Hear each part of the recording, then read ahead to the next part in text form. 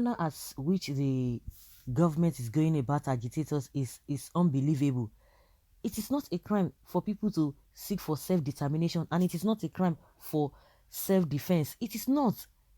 All of the things in the constitution, they are turning it upside down. They are making it seem as if they are crimes committed by anybody, and that is why the Speaker of Lagos State Government, Speaker of Lagos State House of Assembly, Mudashiru Obasa, says agitators clamoring for the disintegration of Nigeria have not committed any crime. It is in the constitution, so I don't know why they are twisting it. If ordinary protest is now a taboo in the country, so what do you now expect how they are going to term people calling for separation? Just for you to protest, they will tell you it is not right. It is your right, but this and that, but hoodlums will hijack it, or invariably don't say anything. They invariably don't criticize them. Invariably don't even protest. The lawmaker on Tuesday cautioned the military against the deployment of personnel to suppress agitations for secession. Obasa maintained that the use of force will not bear the desired result, since it is part of democracy for citizens to speak out about leadership.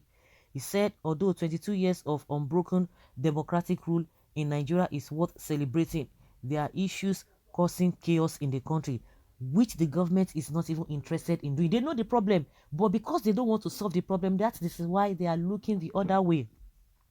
The speaker spoke during the debate on the motion on Nigeria's democracy raised by Setonji David, Daily Post report. The assembly members advised the Nigerian government to engage agitators across in a dialogue.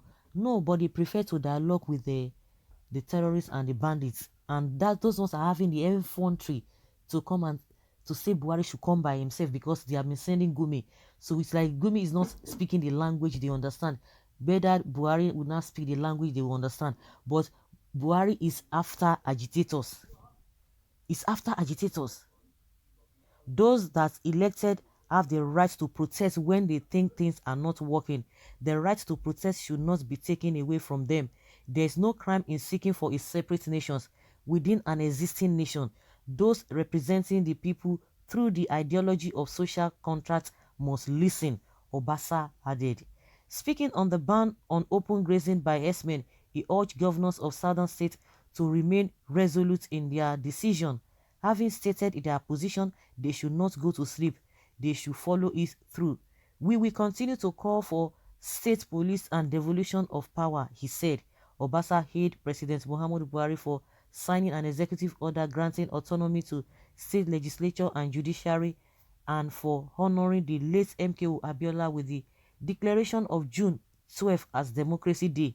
The House observed a minute silence in honor of Abiola, winner of the 1993 presidential election, and all those who died in the course of the struggle. So guys, let's know what you think concerning what Obasa has said. Like I said, they are turning everything to be a crime. To protest, ordinary protest is a trouble in this country, according to the definition of a Buhari. He said he will speak in the language those who fought in 1967, that they are trying to do the same thing. But Buhari cannot accuse, he cannot challenge the herdsmen that are killing, but he is making way for them, paving way for them. Well, apart from your fraudulent activities, I can categorically say that you are making sense for the first time. Somebody is referring to the Lagos House Assembly, the Speaker. Where unity can never be achieved by force. The manner Fulanis are forcing one Nigeria in which Southerners toes speaks volume of insincerity. Yes, he is correct. I even noticed something in my area, that some of the core northerners in my area have started relocating their families to the north. Hope there is no problem. Of course, there's problem. There is fire on the mountain. You should know that. Truth is bitter. Request for referendum is not asking for war. Britain didn't fight any war before leaving the EU. We can separate peacefully and be good neighbors. It is barbaric and evil to arrest, maim, or kill anyone agitating for separation. Rather, those opposed to them should rather present a superior argument, if they have any, on why we should stay together and wallow in poverty and be killed like flies because of insecurity. I don't understand them. Because they know that they don't want Nigeria to be separated, they will not be telling you, oh, they are calling for war. I don't understand. A lot of educated people, or people who claim that they are educated too, they will be telling you, yes, yeah, there are people who are calling for war. They don't know what calling for war. So if we're waiting now, let us have a talk. Let us have a talk. If we are to move forward, or if we are to go our separate way, what and what can be done? And the next you say war. I don't understand it, people. For you to talk is a problem. For you to express yourself is a problem to them. Why? What Northerners tend to achieve in indivisible Nigeria is worth looking into. Northerners will speak of leaving Nigeria. Are they scared or what?